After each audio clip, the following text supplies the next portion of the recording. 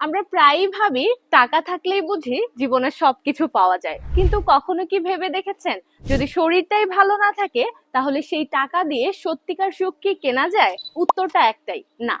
আসলে জীবনের প্রকৃত সুখের মূল চাবিকাঠি হলো ভালো স্বাস্থ্য, আর সেই সুস্বাস্থ্যের মূলে রয়েছে সঠিক পুষ্টি।